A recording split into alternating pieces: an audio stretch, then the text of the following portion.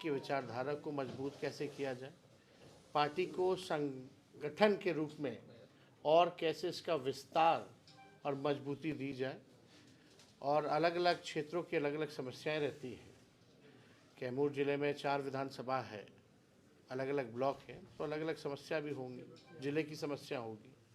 तो उनसे जो है कार्यकर्ता जो ग्रास रूट पे जो रहते हैं वो सारी समस्याओं से भी हम लोगों को अवगत कराते हैं।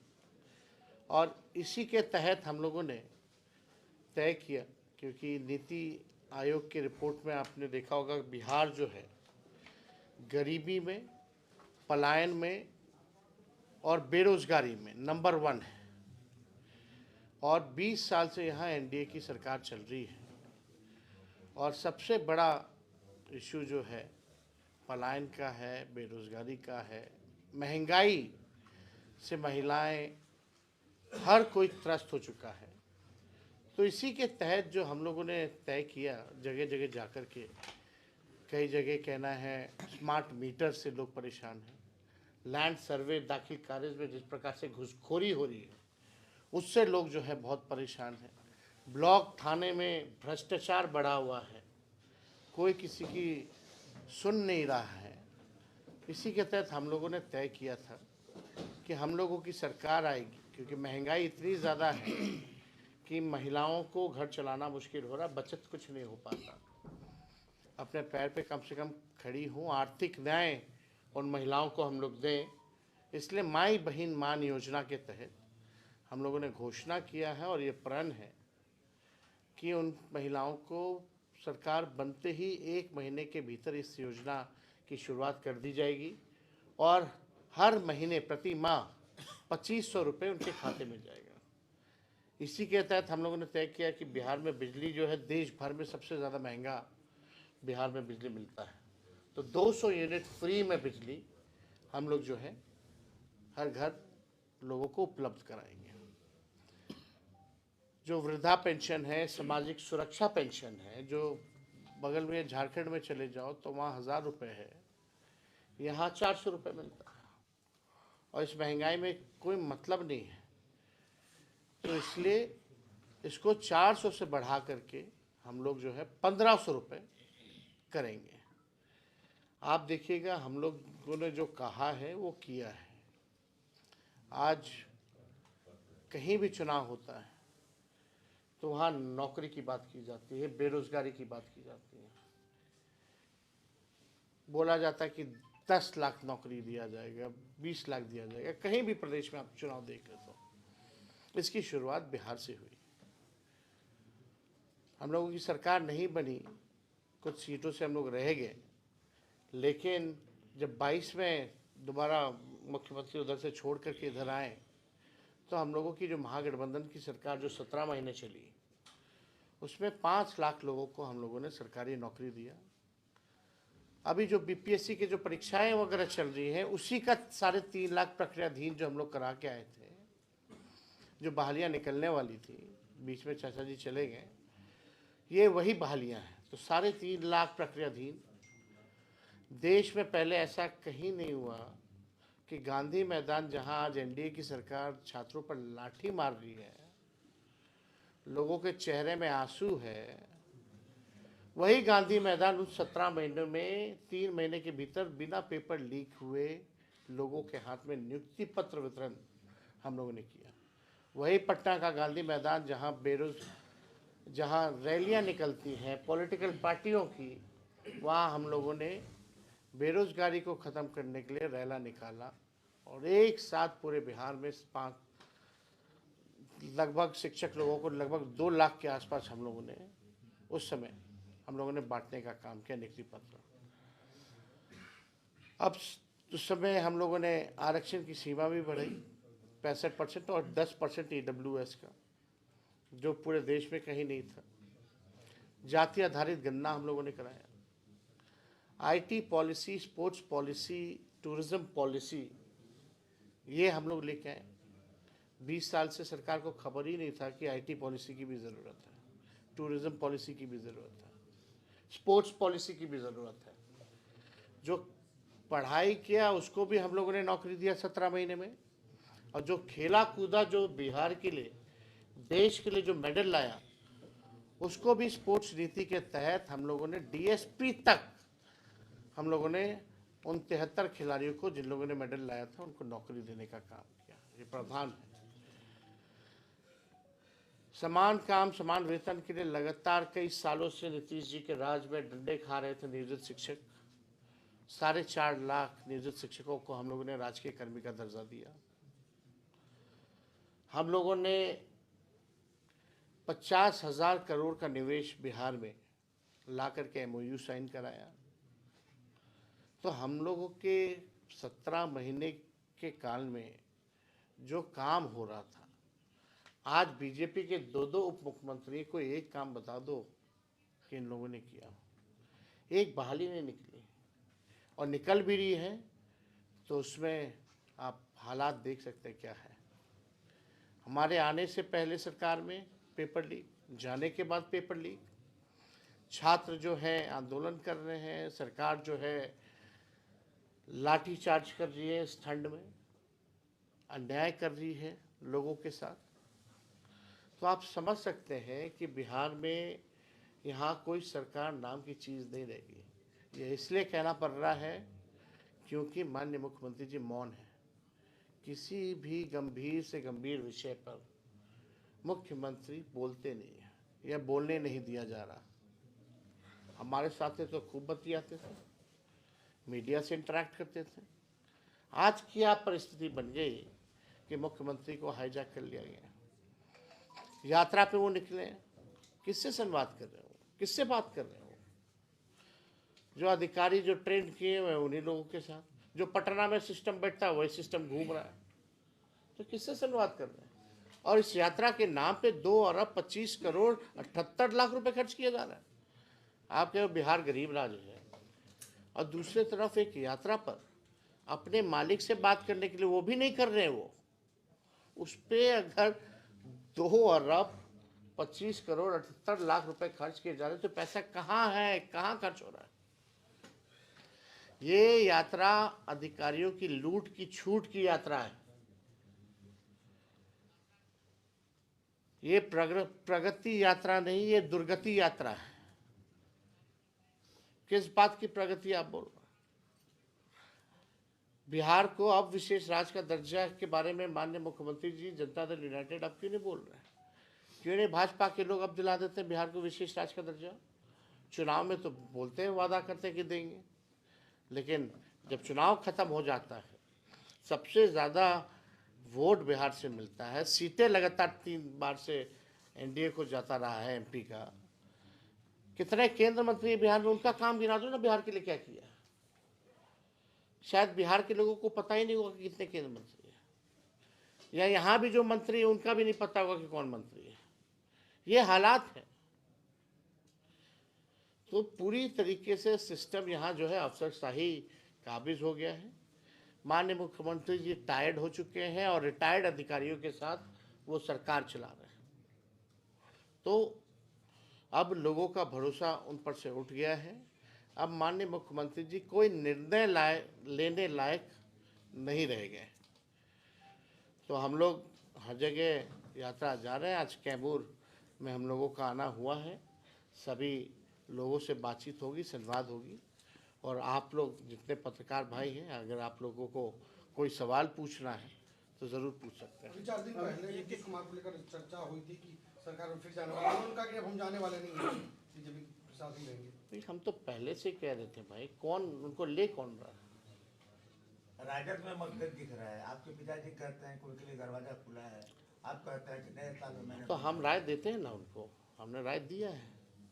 अच्छा, बीपीएससी जो अभ्यर्थियों पर लाठीचार्ज हुआ, उसके बाद उनकी परीक्षा हुई बापू सभागार वगैरह में जो कैंसिल हुआ था, सभी जगहों पर रद्द करने की मांग आप भी लगातार कर रहे हैं। इसको लेके क्या कहना है आपका? अब तो परीक्षा हो गया। उस पर इस आंदोलन को कुचलने का प्रयास किया गया, डाइवर्ट किया गया। हम किसी पे टिप्पा टिप्पणी नहीं करना चाहते हैं, लेकिन ये आंदोलन की शुरुआत आप लोगों को पता होना चाहिए कि कहाँ से हुई थी। ये स्वतः छात्रों ने आंदोलन शुरू किया था। कोई प्रेस कॉन्फ्रेंस में बीपीएससी के लोगों ने नॉर्मलाइजेशन की बात की थी और लोग कंफ्यूज थे, स्पष्ट नहीं था बीपीएससी का स्टैंड। इस नॉर्मलाइजेशन के खिलाफ छात्रों ने सबसे पहले आवाज़ उठाया। जब छात्र नॉर्मलाइजेशन को लेकर के सवाल उठा रहे थे तो लोग कहाँ थे, कहाँ गए थे?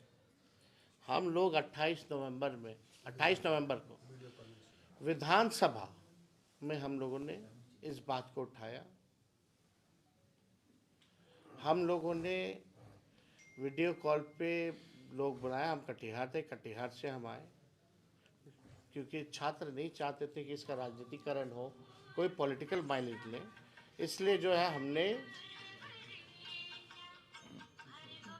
इसलिए हमने जो है इसको पॉलिटिकलाइज नहीं होने दिया। हम भी चाहते तो अपने लाखों लोगों को बुला के बैठ जाते, लेकिन मामला कुछ और होता तो बड़ी बात नहीं है हमारे लिए। लड़ाई तो सर आप सुन लीजिए, बीपीएससी के परीक्षार्थी पूरा समझना पड़ेगा ना सीक्वेंस। सर बीपीएससी के परीक्षार्थी अभी जो शॉर्ट टाइम का पीरियड दे करके एग्जाम करा दिया गया है उसके विरोध में है। उसके आप देखिए ना, आप बोल लीजिए सर। हम मिले उन लोगों से, हम भी चाहते तो लोगों को बुला के बैठ जाते, इधर गाइड कर देते, उधर अब रख दिए।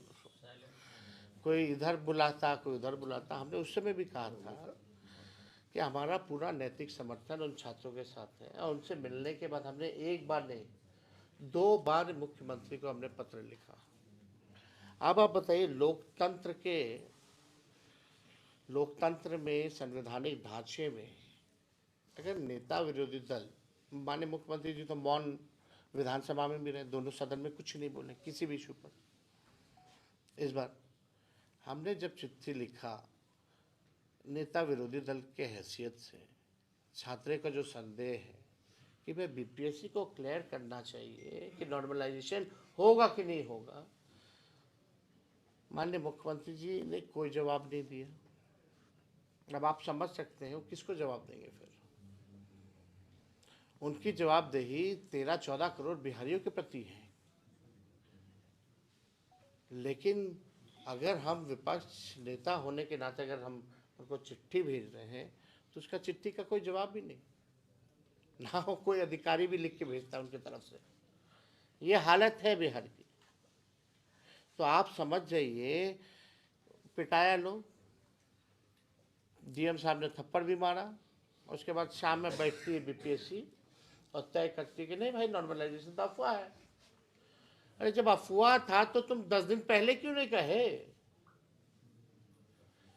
हम लोग सदन में उठा रहे हैं, मुख्यमंत्री को चिट्ठी लिख रहे हैं, आंदोलन पे छात्र बैठे हैं। अब कैसे पता चलेगा बीपीएससी को? छात्रों को मिलने नहीं दिया जा रहा है मुख्यमंत्री से, ना बीपीएससी चेयरमैन से, कैसे पता चलेगा? तो और सर्वर डाउन हुआ 2-3 दिन, लाखों अभ्यर्थी जो है फॉर्म नहीं भर पाए, वो किसकी गलती है? इसको लेकर के भी हमने चिट्ठी लिखी। बाद में जब मामला तूल पकड़ने लगा तो कुछ लोग आए हैं, उसमें एक एक्टर है, एक डायरेक्टर है, एक प्रोड्यूसर है और एक वैनिटी मैन है। फिल्म दिखाया जा रहा, चल रहा है। तो हम इस पे ज़्यादा इन सब चीज़ों पे टिप्पा टिप्पणी नहीं करना चाहते हैं। तेजस्वी जी, ऐसा नहीं लग रहा कि प्रशांत किशोर ने पूरे मामले में जो राजनीतिक माइलेज लिया है उसमें आरजेडी पीछे खिसक गई, आरजेडी मैदान से बाहर हो गई और छात्र आंदोलन का लाभ प्रशांत किशोर को मिला है। वो एक नई चुनौती के रूप में पता नहीं किसको लाभ मिल रहा है, नहीं मिल रहा है। ये तेजस्वी को लाभ उठाना, फलना को लाभ उठाने का आंदोलन नहीं है भाई। यही तो हम बात बोल रहे हैं। इसमें नुकसान किनका हुआ? छात्रों का हुआ। उसकी भरपाई कहाँ हुई है बताओ? और कौन करेगा उसकी भरपाई? जिन लोगों ने सर्वर डाउन होने के कारण अगर फॉर्म भर पाए तो उसकी भरपाई कौन करेगा? अरे भाई माइलेज उठाना हो तो हम तो कह ही रहे हैं, हम तो गांधी मैदान भर देते हैं। लेकिन छात्रों की असल मांग क्या थी कि कोई पॉलिटिकल पार्टी ना आए इसमें। और जहां कुछ लोग घुसे उसके बाद देखिए क्या आंदोलन को चला गया। कितने छात्र थे बैठे हुए उसमें? कौन लोग बैठे हुए थे? हमको इस पर टिप्पा टिप्पणी नहीं करना है। ठीक है, सबके तरीके अलग हैं। राजनीति है, राजनीति सबको करने का अधिकार है, लोकतंत्र है। भाजपा के जो प्रदेश अध्यक्ष हैं जायसवाल का एक बयान आया हुआ है कि अगर सरकार इस पे विचार कर रही है, अभी कोई निर्णय नहीं हुआ है, बीपीएससी जो परीक्षा हुआ है, अभी सरकार इस पे विचार कर रही है। अब विपक्ष के पास कोई मुद्दा नहीं बचा हुआ है। सरकार है कहाँ? सरकार है कहाँ? खुद मंत्री हैं। उनसे पूछिए, अगर नेता विरोधी दल चिट्ठी लिखे तो सरकार को जवाब तो देना चाहिए। है कहाँ भाई सरकार? किसका जवाब देंगे वो? कौन क्या कह रहा है? जो मंत्री लोग का कोई वैल्यू है नीतीश जी के राज में? बीपीएससी अनशन के दौरान आपका कहना स्पष्ट है कि छात्र का आंदोलन नहीं रहा है, ये सिर्फ एक पार्टी का आंदोलन बन के रहा है। हाईजैक किया गया, इस आंदोलन को कुचलने का प्रयास किया गया। लाठी छात्रों ने खाया, डंडे छात्रों ने खाए, एफआईआर उन पे हुआ, कई लोग छात्र जेल गए। तो इसमें एक्टर कौन है? थोड़ा सा तो आप सब जान, अब इसमें अब बाप रे बाप, आप नहीं समझिएगा तो कौन समझेगा? सर अभी आपने कहा कि 200 यूनिट हम फ्री देंगे बिजली, लेकिन स्मार्ट मीटर आपके सरकार में रहते लगाया जा रहा था, आपने विरोध नहीं किया, आज क्यों? ये जो फीडबैक आया उसके अनुसार हम लोगों ने किया है। और ये स्मार्ट मीटर का तो बहुत पहले से चलता आता है, हमारे सरकार से पहले से। कोई हमारे सरकार का निर्णय नहीं, ये पहले से जो था योजना वो लाई गई थी, इम्प्लीमेंटेशन अब हुआ। अभी भी अगर आप देखें तो बहुत सारे ऐसे जिले हैं जहां नहीं लग पाया है। तो जो फीडबैक आया है, जो बिजलियों में, क्योंकि स्मार्ट मीटर को लेकर के यही कहा जा रहा था कि ये प्रीपेड है, रिचार्ज करा जाएगा, इसमें लोगों का बचत होगा, लेकिन ठीक उल्टा हो रहा है। बैठ जाइए आप। ईडब्ल्यूएस पर आप कह रहे हैं कि मैंने 10 मिनट पहले आपका था ईडब्ल्यूएस का विरोध किया था, अभी आपका तत्काल स्टैंड किया है ईडब्ल्यूएस ने। हम लोगों ने विरोध नहीं किया था, यही बात समझने की जरूरत है। उस समय भी हम लोगों ने एक चीज़ मांगा था कि जो भी ईडब्ल्यूएस में जो भी गरीब लोग हैं उन लोगों के लिए भी एक कोटा होना चाहिए उसी में विदिन। और दूसरी जहाँ तक बात है, हम लोगों ने ईडब्ल्यूएस को नहीं हटाया, हम लोगों ने 75% आरक्षण जो लागू किया उसमें 65% हम लोगों ने बढ़ाया और ईडब्ल्यूएस 10%, यानी टोटल 75%। अच्छा, सम्राट चौधरी जी भी कह रहे हैं कि हम लोग बिहार में मुख्यमंत्री नीतीश कुमार के चेहरे पे चुनाव लड़ेंगे और लालू जी एकदम हताश हो। उन लोगों का स्थिति ठीक है अभी? आपकी जानकारी के मुताबिक क्या स्थिति है? विश्व की सबसे बड़ी पार्टी है, दूल्हा कोई नहीं है, ना चेहरा है, अभी भी पिछलग्गू बने हुए हो, अकेले लड़े ना।